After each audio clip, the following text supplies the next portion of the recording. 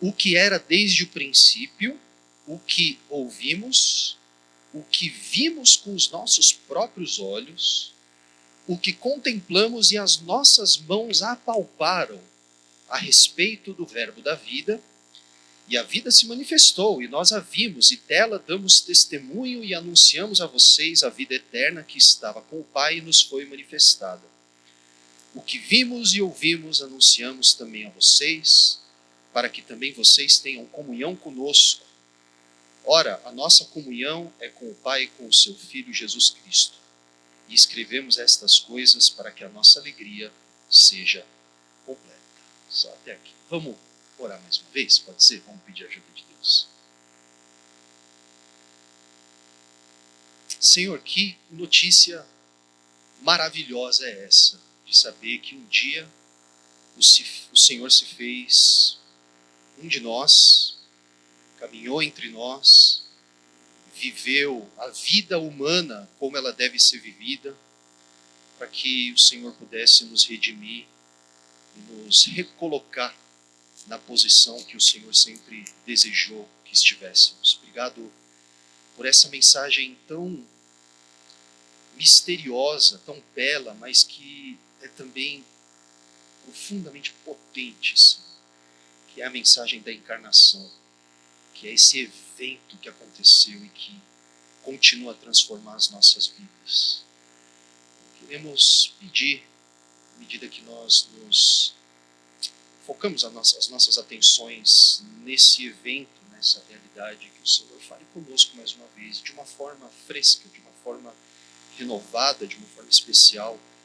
Que o Senhor possa nos lembrar nessa noite da importância, da relevância, da diferença que esse fato do Senhor ter se tornado como um de nós continua a fazer em nossas vidas e nossa vocação como discípulos do Senhor.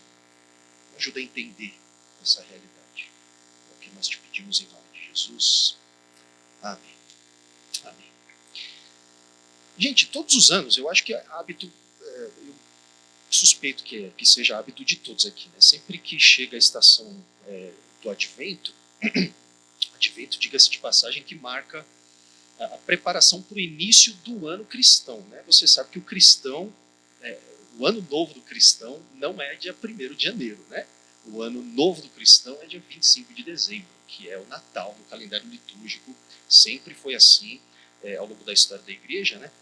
E eu não sei vocês, mas eu tento pelo menos, né, seguir um hábito de fazer uma retrospectiva da minha vida, né, revisitar alguns momentos importantes que eu, minha família, enfim, a gente atravessou no ano.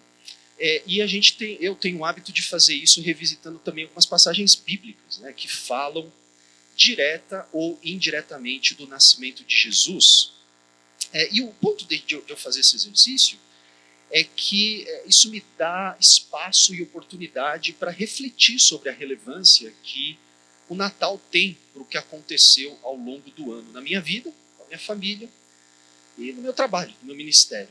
Então eu gosto desses ritmos anuais que o calendário litúrgico nos força a seguir, porque senão a gente muito facilmente é levado pelas demandas da vida, né? E a gente acaba seguindo aí a vida sem rumo, meio que, né?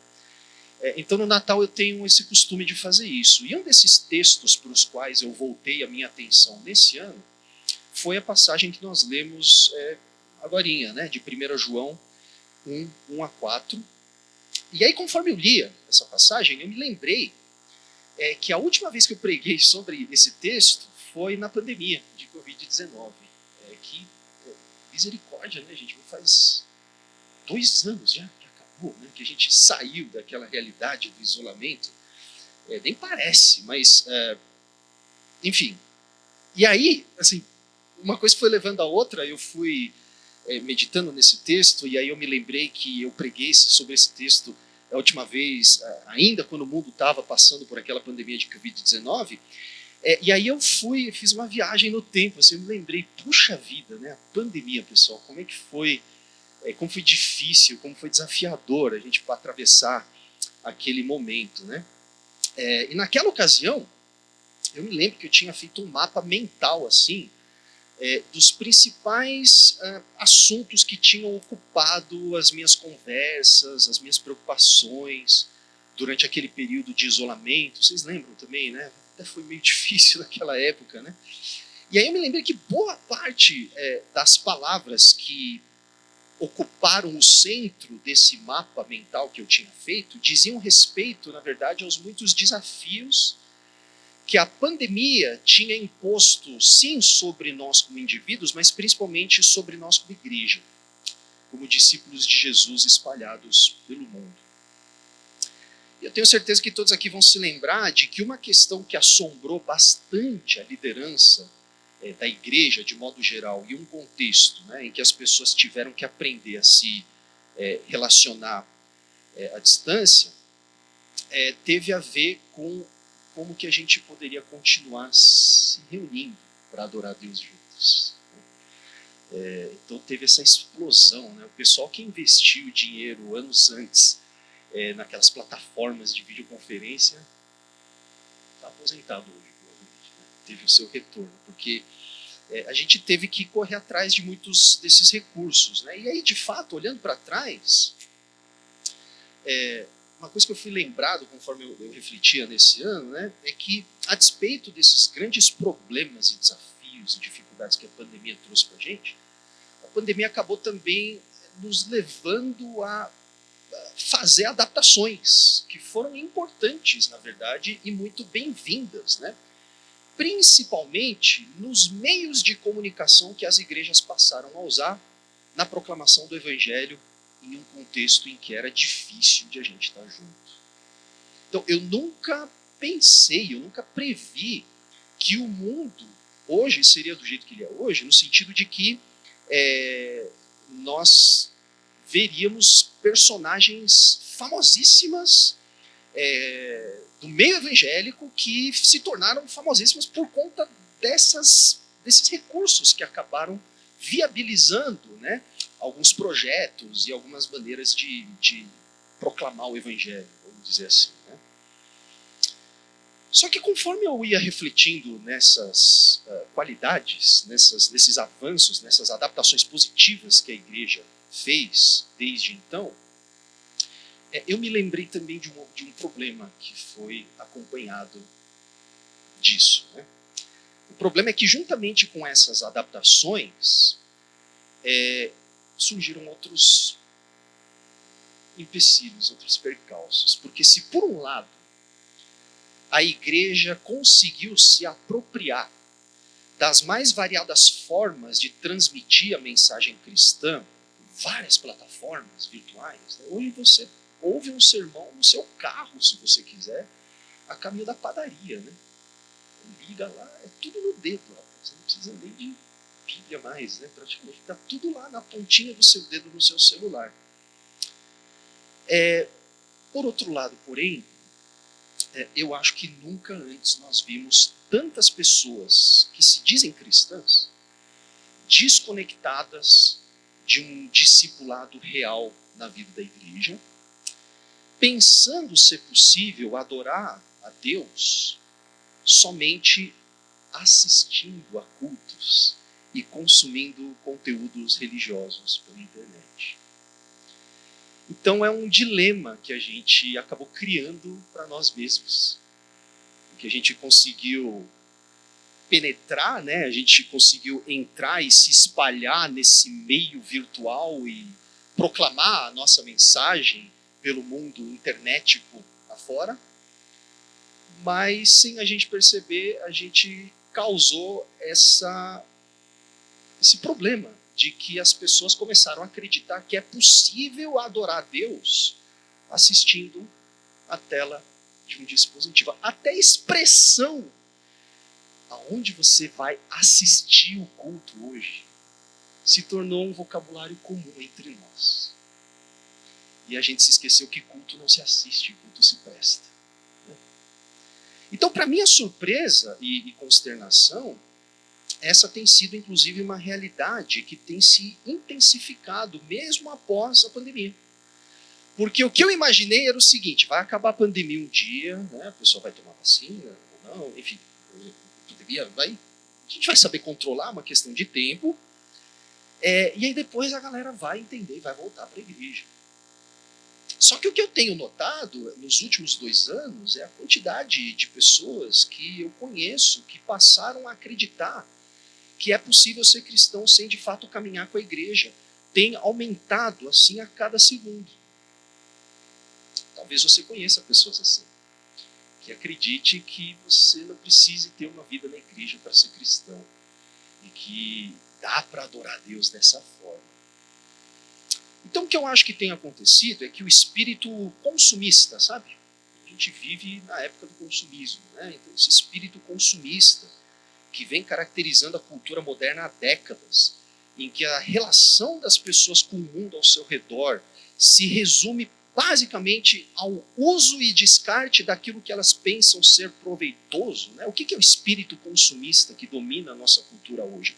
É essa ideia que te convenceu que a maneira que você se relaciona com o mundo ao seu redor é pela lógica do consumo. Então eu gosto daquilo que é útil para mim, e aí quando deixa de ser útil eu descarto, porque aí eu encontro uma coisa que é um pouco mais útil e eu consigo comprar, ou consigo pegar de graça, pago no Pix, tem desconto, tá tudo certo. E a gente passou a enxergar a nossa relação com Deus dessa forma. Então, adorar a Deus não requer mais um compromisso real da minha vida com uma comunidade.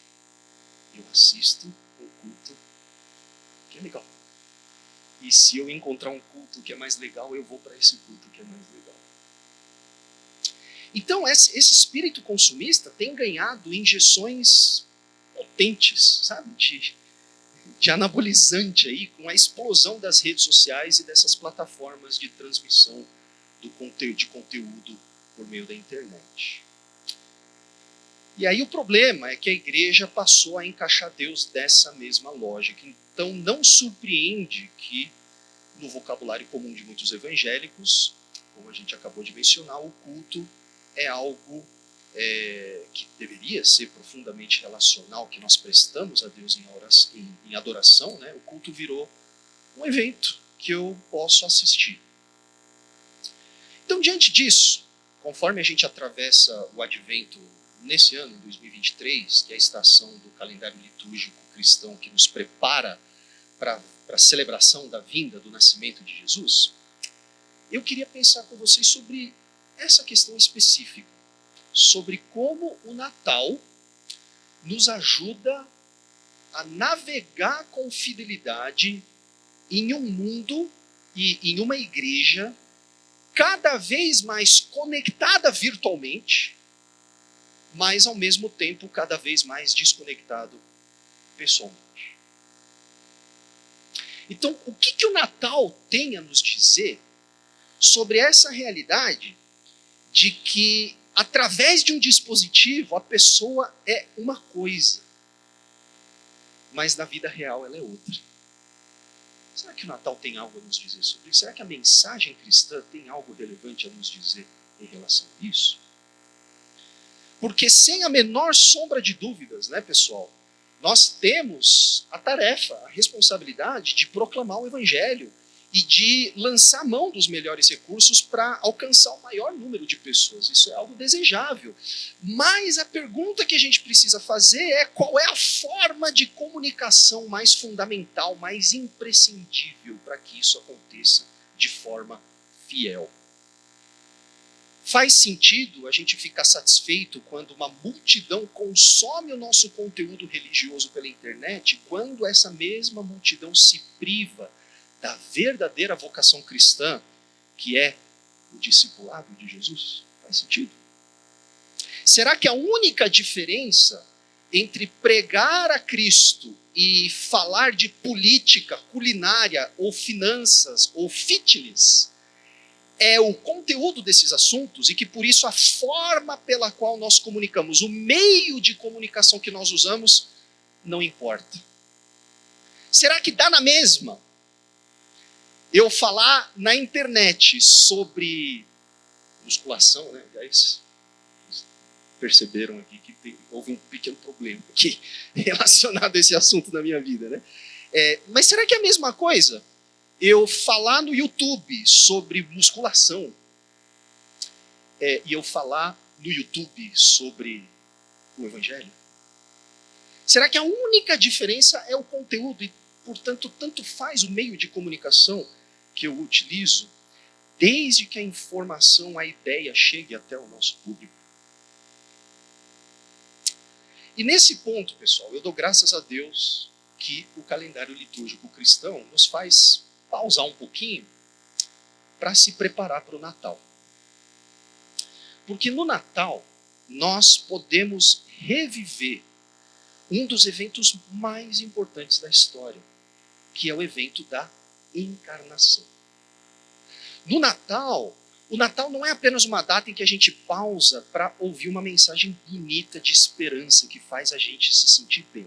Isso é muito legal, mas no Natal, acima de tudo, nós nos lembramos do momento em que o próprio Deus, que se revelou na história bíblica, o Deus que havia criado céus e terra, o Deus que havia chamado Abraão, o Deus que havia libertado os hebreus do Egito, o Deus que havia estabelecido Israel como nação, o Deus que havia prometido reverter o problema da morte ocasionado por nossa própria rebelião, o Natal nos lembra do momento em que esse Deus finalmente entrou em cena para cumprir a vocação humana com perfeição em nosso lugar.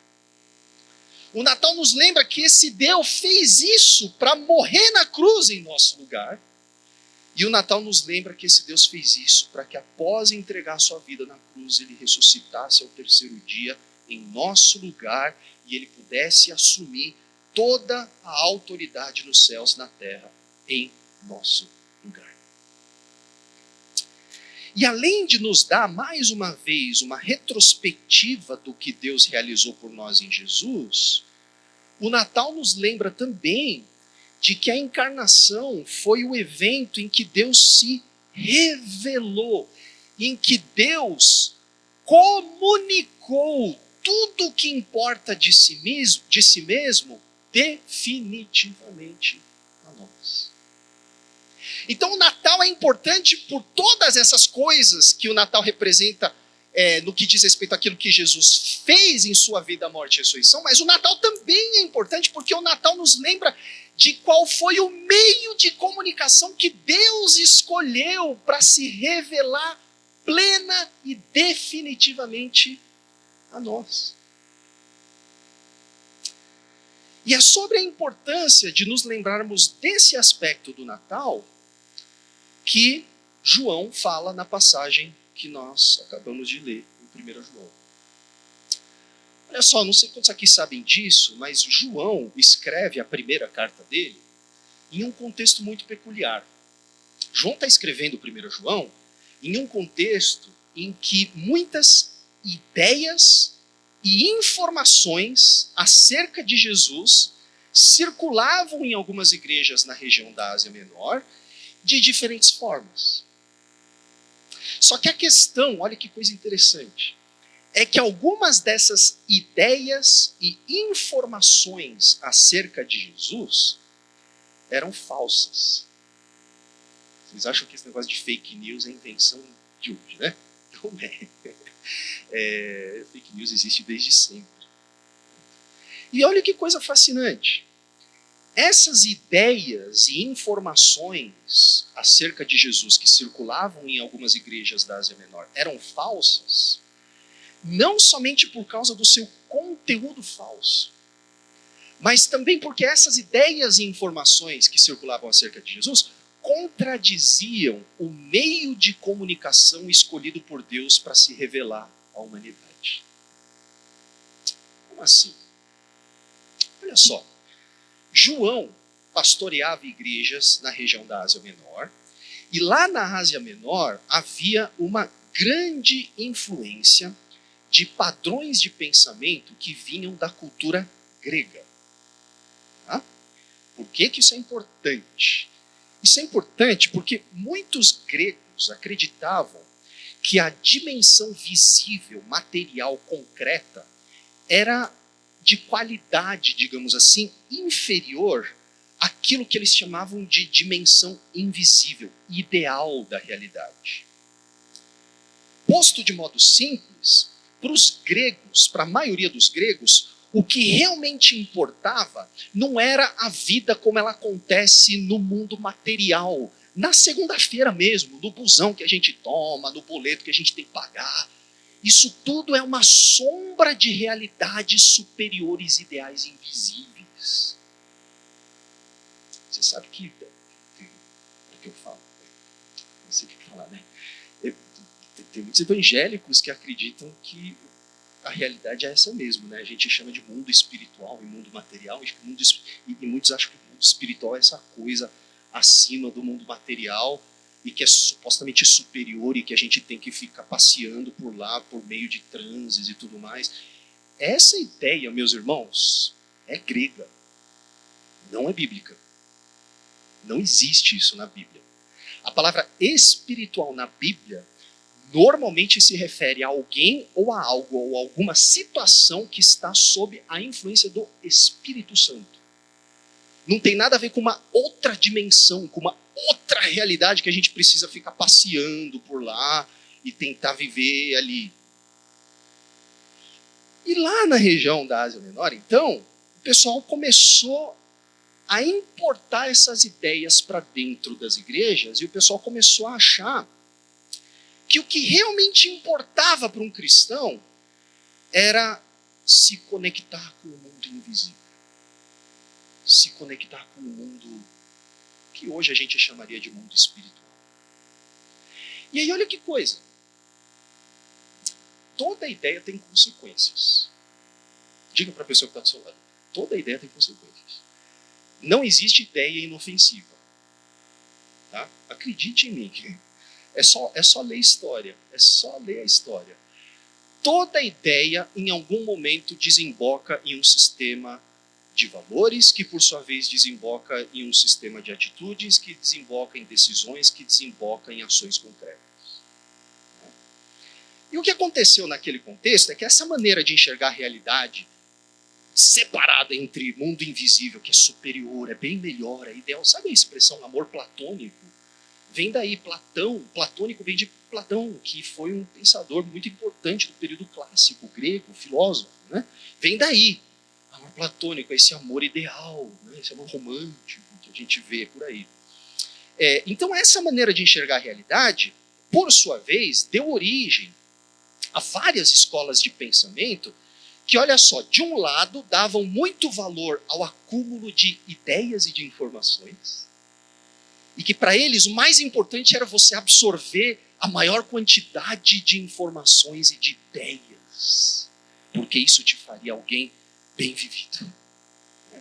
E aí, por outro lado, essas pessoas desprezavam o valor da realidade material, visível, física, como se as coisas concretas não tivessem o mesmo valor. E aí, dentro desse ambiente cultural, essa maneira de pensar e enxergar a realidade, o que aconteceu foi que algumas décadas depois da chegada do Evangelho, lá na região da Ásia Menor, certas pessoas começaram a acomodar o Evangelho, a adaptar, a moldar o Evangelho a essa maneira grega de enxergar o mundo fatiado entre espiritual e material.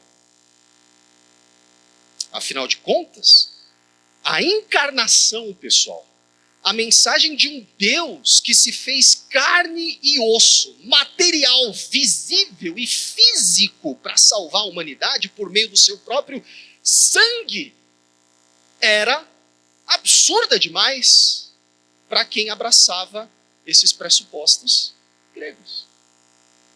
Para pensar comigo.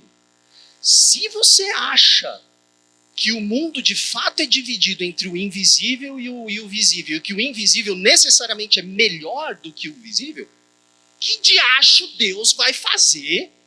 Por que diacho Deus se fez visível, carne e osso? Isso é um absurdo. Para quê?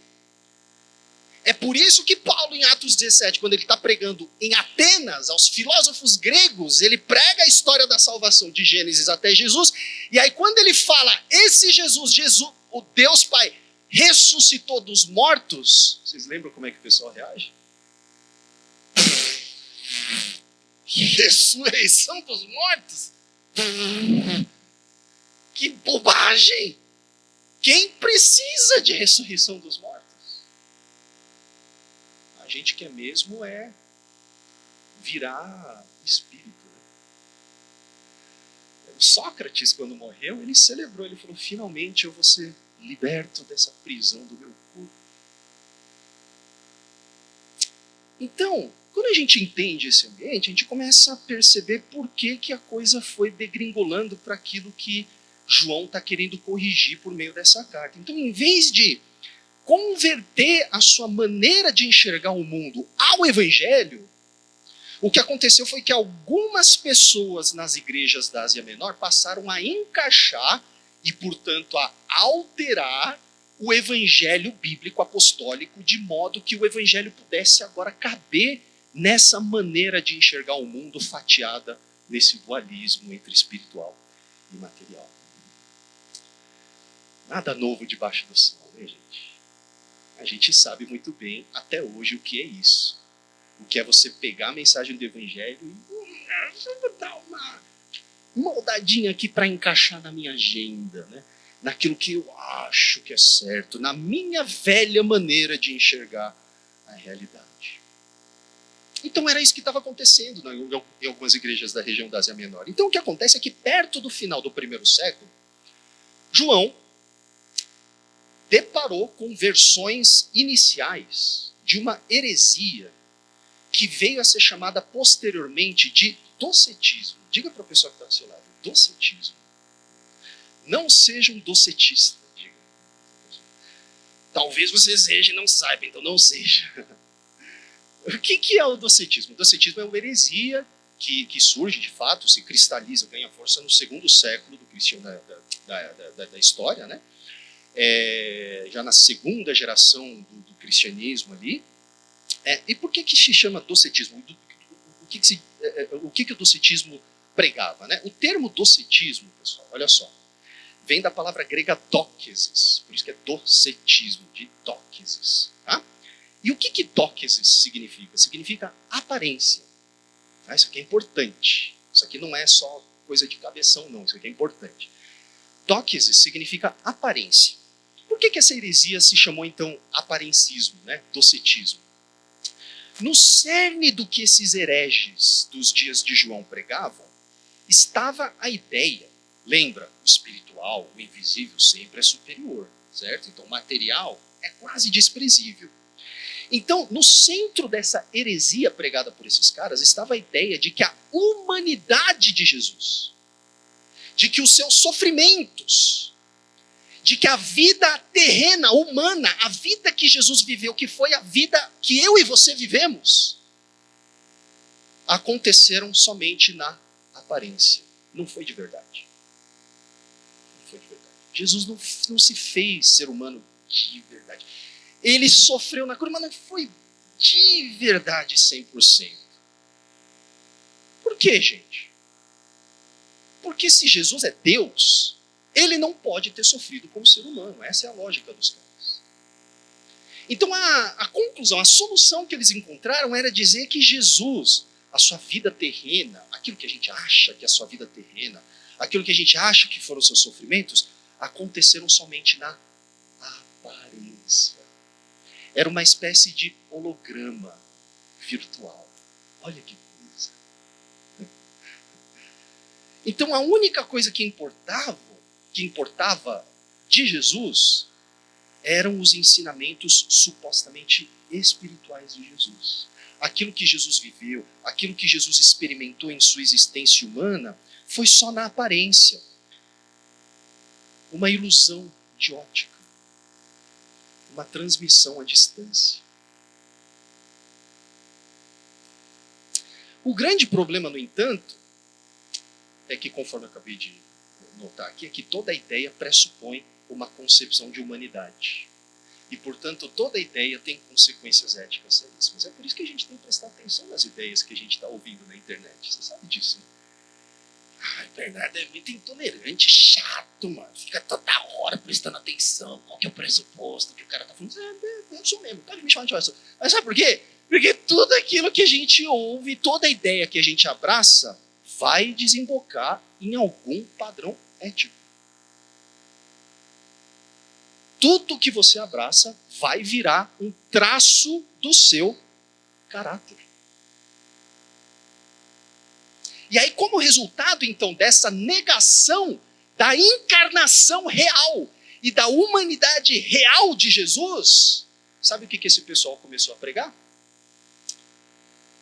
Esse negócio de ouvir os apóstolos, essas pessoas que andaram com Jesus mesmo, e apóstolo, não estou falando dos apóstolos de hoje, estou falando dos apóstolos de verdade, os únicos que eram os apóstolos mesmo, que andaram com Jesus, tá?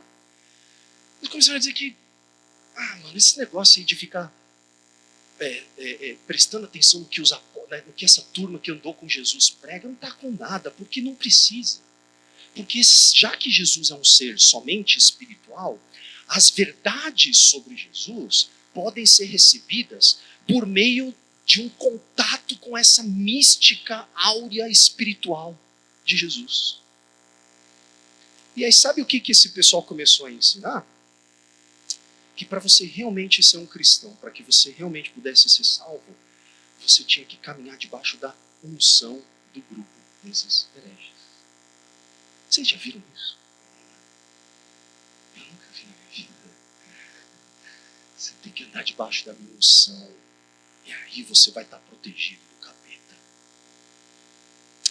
A turma começou a ensinar isso. É por isso que no capítulo 2 de 1 João, se não me engano,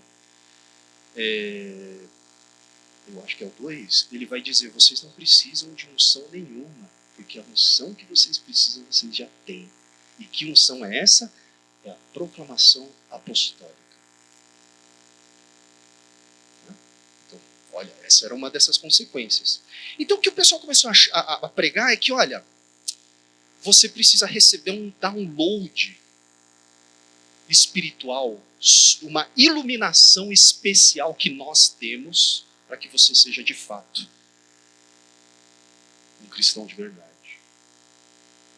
Segunda coisa que eles começaram a pregar como consequência disso: somente quem pertencia ao grupo desses hereges poderia ter acesso à verdadeira iluminação especial. Terceiro, eles começaram a dizer que a vida comunitária, a vida na igreja, assim como a maneira como nós tratamos os nossos irmãos na fé, não tem tanto valor secundário. Não tem tanto valor na vida da igreja, tem valor secundário. Porque se você tem a unção, você não está obrigado a caminhar junto na comunidade, você não está obrigado a caminhar no discipulado junto da igreja. Gente, que coisa, né? Que coisa interessante. É por isso que eu vou deixar uma lição de casa aqui, se você quiser chegar em casa hoje e ler 1 João, é facinho, tá? É curto, vai lá e lê do começo ao fim, sem parar, você vai perceber a insistência de João em nos dizer que, primeiro, qualquer mensagem que não esteja alinhada com o testemunho dos apóstolos que caminharam com Jesus é falsa. Segundo, que qualquer ensino ou unção, e aqui a palavra unção em 1 João tem a ver com ensino, tá?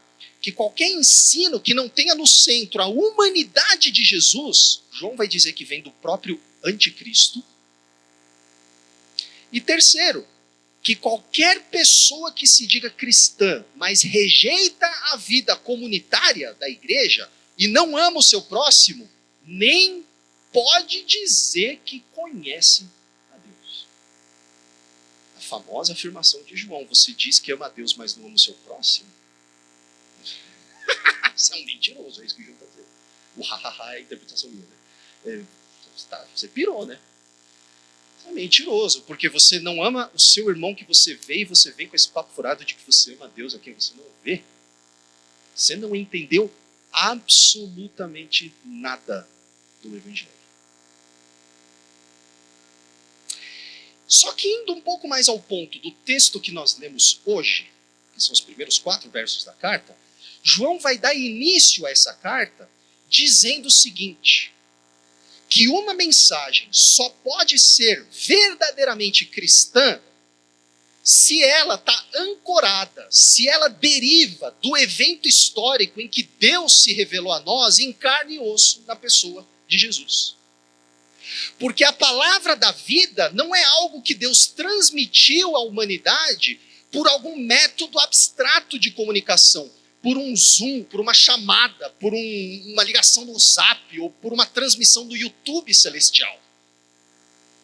A encarnação, o evangelho, a revelação definitiva de Deus em Jesus foi algo que se fez visível em carne e osso na pessoa de Jesus. E para João, a veracidade do evangelho depende disso. Se você diz que a encarnação não aconteceu, não há evangelho, não há salvação.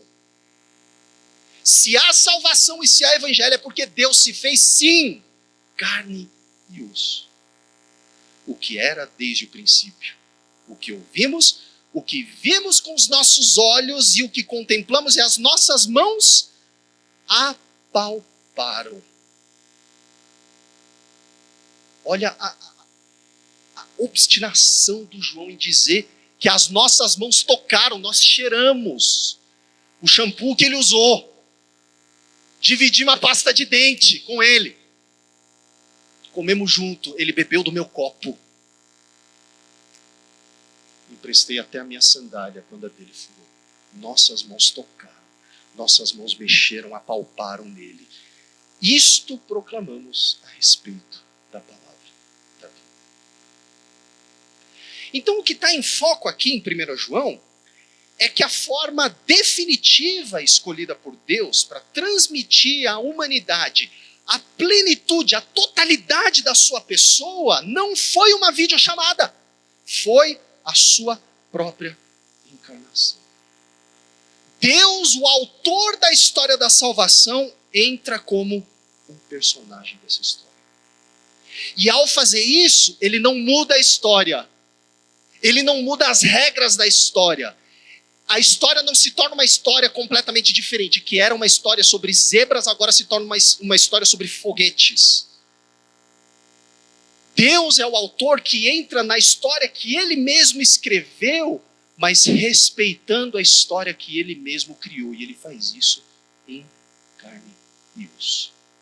Então, o mesmo Deus que havia sim se comunicado com seu povo por meio de pregações, textos escritos, no final das contas, e essa é a potência do Natal, se manifestou à humanidade de maneira definitiva em uma pessoa de carne e osso. A consequência disso, meus irmãos, que a gente vê logo nos primeiros 4 versos de 1 João, é que a mensagem cristã envolve a transmissão de ideias e de informações, sim. O que eu estou fazendo aqui? A gente está transmitindo ideias e informações, certo? Palavras são importantes, mas o que 1 João está nos dizendo é que a mensagem cristã é muito mais do que ideias e informações. A mensagem cristã diz respeito a uma pessoa que viveu fisicamente no tempo e no espaço entre o seu povo. A mensagem cristã diz respeito a ideias e informações que encarnaram, que ganharam vida. Sabe qual que é a implicação disso? A implicação disso é que tão importante quanto afirmar o conteúdo do Evangelho, e por favor, não me entenda errado, tá? É terrivelmente importante a gente prestar atenção no conteúdo do que sai da nossa boca. Só que tão importante quanto afirmar o conteúdo do Evangelho é afirmar o modo como Deus transmitiu esse conteúdo do Evangelho à humanidade. Ou melhor, porque a mensagem cristã diz respeito a uma pessoa que viveu em carne e osso entre os seus discípulos, o conteúdo da mensagem cristã diz respeito também à forma como essa mensagem foi transmitida por Deus. Uma coisa está intimamente atrelada à outra. Então, parte fundamental do Evangelho, meus irmãos, é que o Evangelho pode ser não meramente assistido ou aprendido pela tela de um dispositivo. Mas o Evangelho é algo que precisa ser contemplado, observado e até mesmo apalpado por aqueles que encontraram Jesus. O Evangelho, a revelação, a comunicação plena de Deus, meus irmãos, aconteceu em uma vida que foi vivida. Verso 2.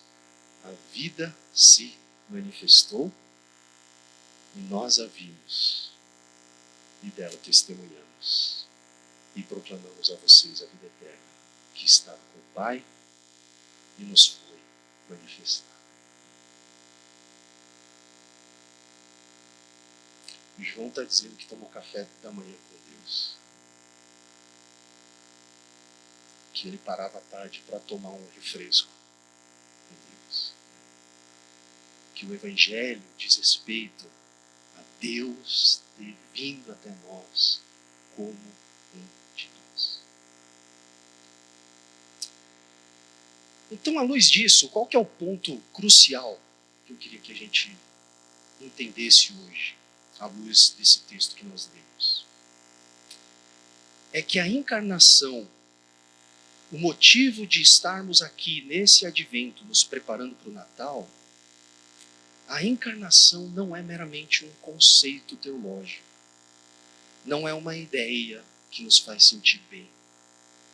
A encarnação é um evento histórico que tem força normativa para tudo aquilo que a gente faz como filhos de Deus. O Natal nos lembra de que a mensagem cristã não é apenas uma ideia ou uma informação que pode ser transmitida, muito menos aprendida virtualmente, como se fosse uma receita de bolo. Aliás, até receita de bolo tem os seus limites quando não é feito na prática, na vida real. Não sei se eu já falei aqui em outras ocasiões para vocês que eu comecei a... acho que eu não falei não, né? Que eu comecei a tentar cozinhar, né? Eu ia falar que eu comecei a cozinhar, né? É mais preciso dizer que eu comecei a tentar cozinhar, né? E eu peguei umas receitas pela internet, né? Óbvio, né? A internet é uma maravilha, tem tudo lá. E aí eu me lembro que eu fiz um prato pela primeira vez na minha vida e eu não pedi ajuda para minha esposa. Eu falei, não, fica tranquilo, eu me viro. Na internet, Google me ajuda, né? Aí eu assisti um vídeo lá de um chefe super famoso, tentei replicar e tal. E aí eu servi a comida para os meus filhos, né? Aí eles estavam comendo, né? E aí eu perguntei, ei, tá bom? Aí o meu filho comeu e falou assim, E para mim aquilo já bastava, ele já falou tudo naquele ano, né? Mas ele foi a segunda milha, ele falou assim, não tá igual da mamãe, mas dá para comer. O ponto é esse. Até receita de bolo, meus irmãos, você não aprende só de assistir. Você acha que você vai aprender a ser um discípulo de Jesus Cristo? Do ser humano perfeito, daquele que é o cabeça de todo o cosmos, de toda a criação, aquele em quem habita toda a plenitude de Deus. Você vai aprender seguindo o influenciador?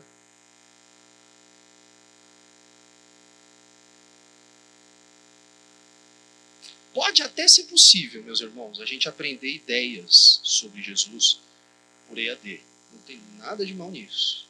Certo? Mas a gente precisa se lembrar que não dá para ser discípulo de Jesus por EAD. Jesus, quando chama os seus discípulos, ele não fala, compra um pacote nosso e você assiste a hora que você quiser. É sob medida. Você vai, vive a sua vida.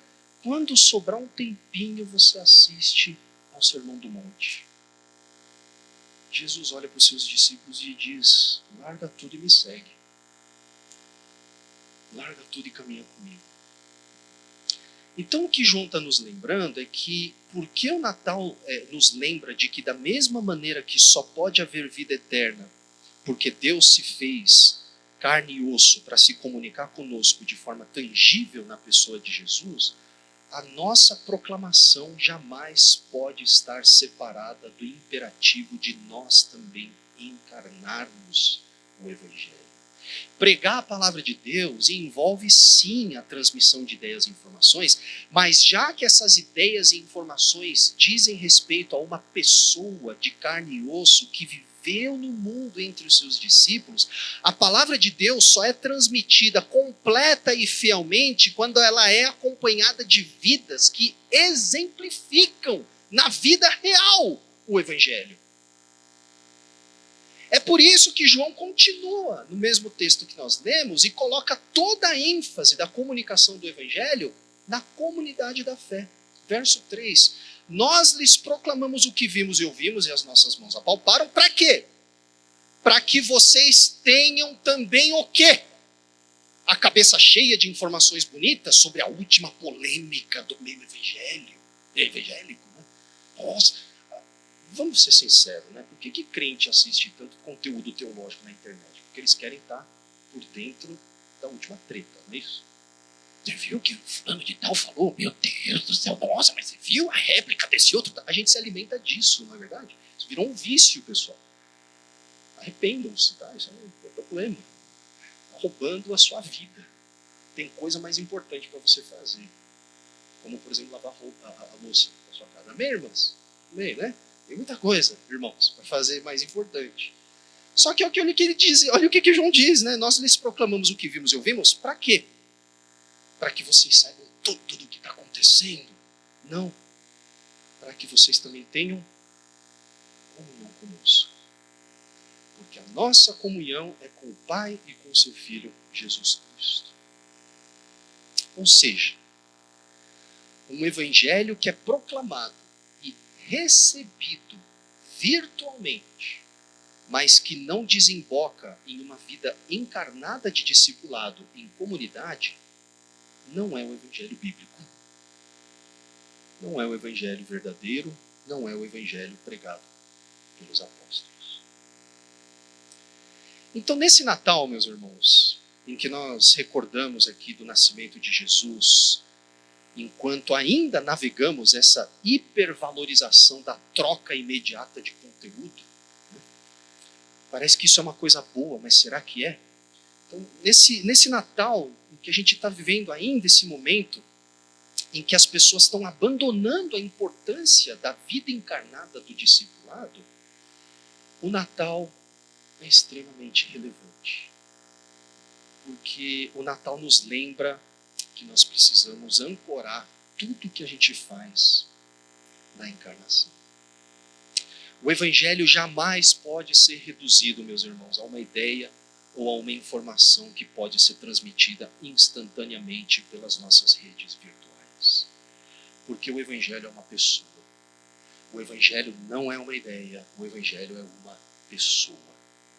O Evangelho é uma pessoa de carne e osso, que caminhou na Palestina 2 milênios atrás e que continua a se fazer visível conforme a sua graça trabalha, sabe onde? Na vida daqueles que o seguem na comunidade da fé. Portanto, o que eu queria que nós entendêssemos hoje é que, por mais necessário que seja, pensarmos sobre como podemos usar novos modos de comunicação, e me entendam bem de novo, tá? Eu sou plenamente a favor disso. Há algo que nós nunca podemos perder de vista. O meio de comunicação definitivo de Deus foi e continua sendo a encarnação. Uma vida vivida. Deus se comunicou de uma vez por todas em Jesus. Na vida que ele viveu, na morte que ele sofreu e na ressurreição que ele recebeu. E Deus continua a se comunicar primordialmente por meio daqueles que seguem esse Jesus na vida real. A igreja, então, deve, claro, usar todos os meios lícitos, né, para comunicar o conteúdo da mensagem cristã, mas ela jamais pode se esquecer de que ela mesma, a própria igreja, a própria comunidade da fé, é o meio de comunicação primordial das verdades de Deus. A encarnação, meus irmãos, é o paradigma máximo da nossa proclamação.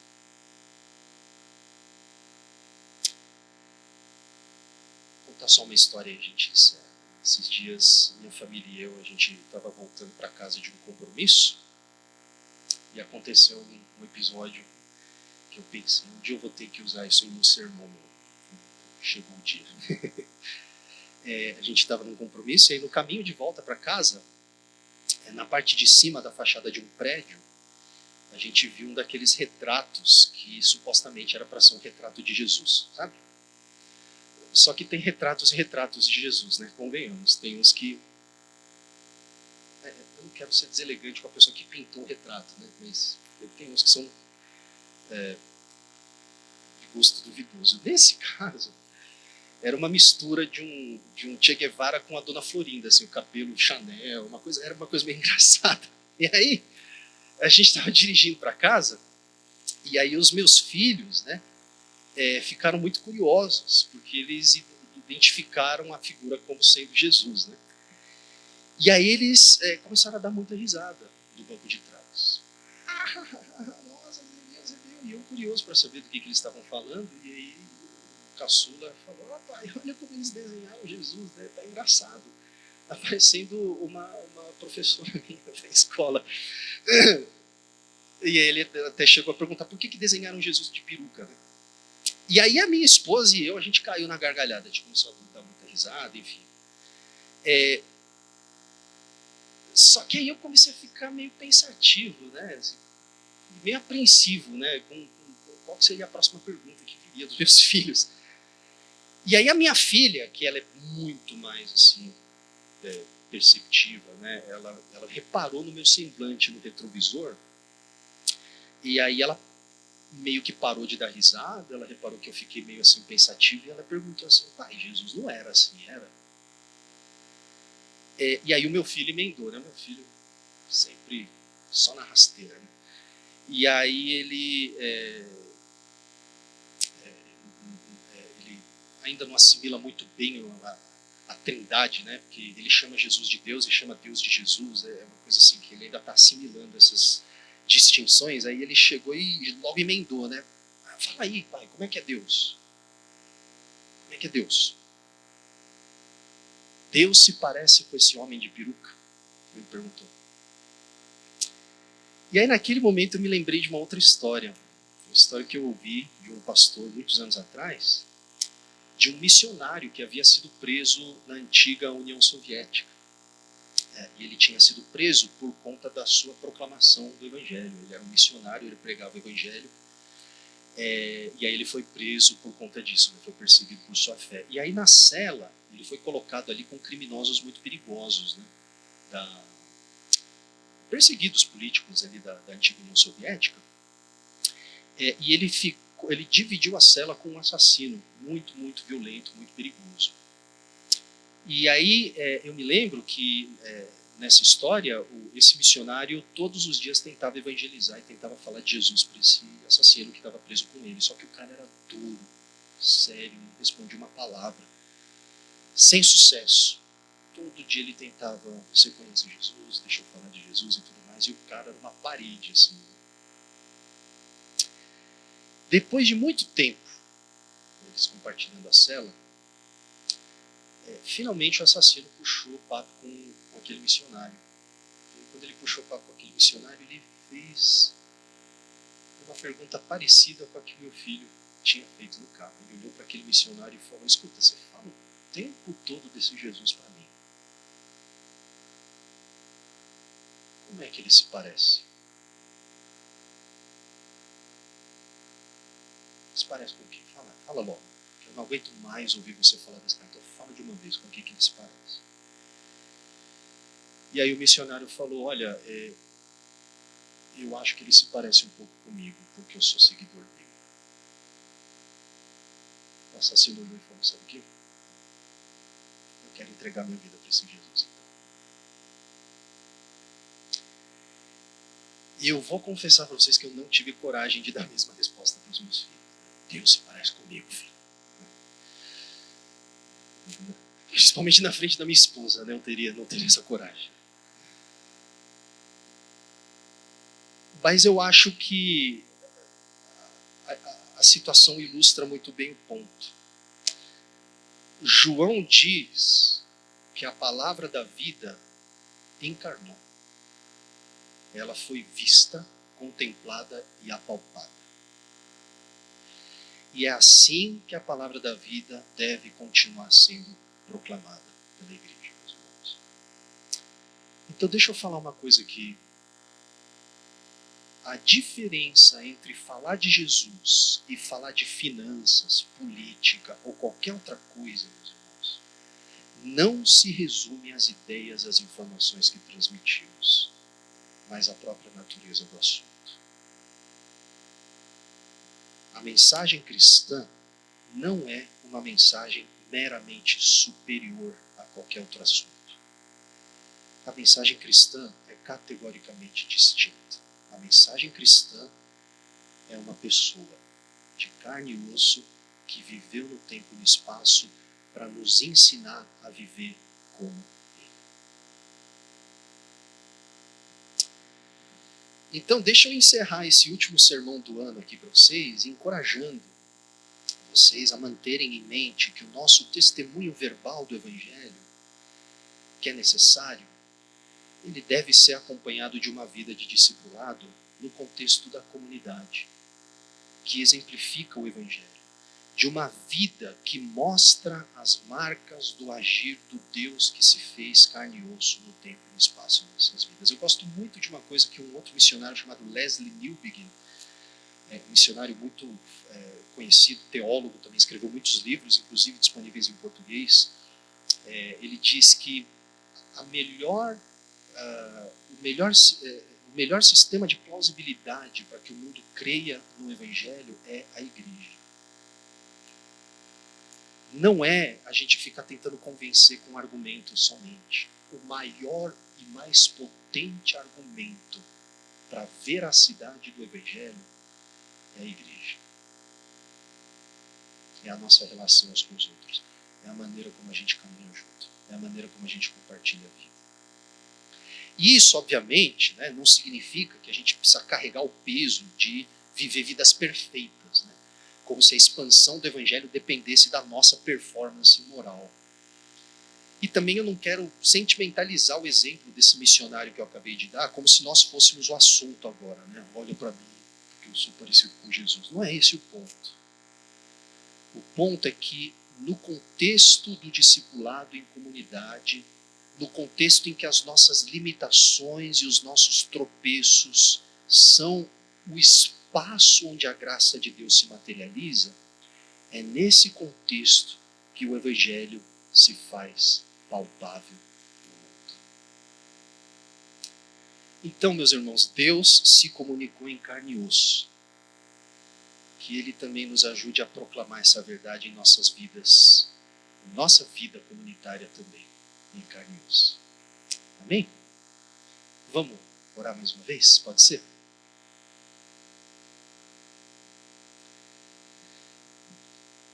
Senhor, nos enche da Tua graça, nos enche da Tua presença, nos enche do Teu Espírito, para que sejamos um povo onde o Evangelho pode ser visto, experimentado, contemplado.